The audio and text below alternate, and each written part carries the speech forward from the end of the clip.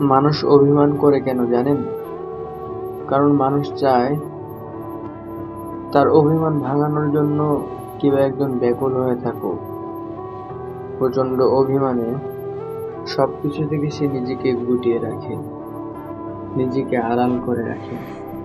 একাকিত্বের শহরে সে নিজেকে লুকিয়ে ফেলে। সে চায় কেউ তাকে একাকিত্ব থেকে টেনে বের করুক।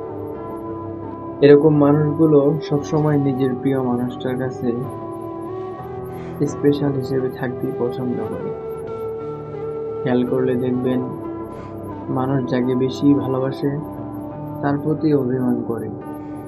কারণ মানুষ যাকে ভালোবাসে না তার প্রতি অভিমান করার কোনো প্রয়োজনই আসে না।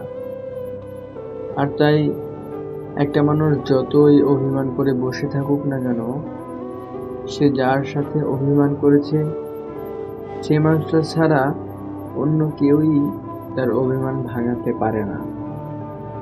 মানুষ অভিমান করে প্রিয় মানুষটার কাছ থেকে গুরুত্ব পেতে, প্রিয় মানুষটার আদর যত্ন সোহাগ পেতে, প্রিয় মানুষটার কাছ থেকে একটু সময় পেতে মানুষ অভিমান করে থাকে।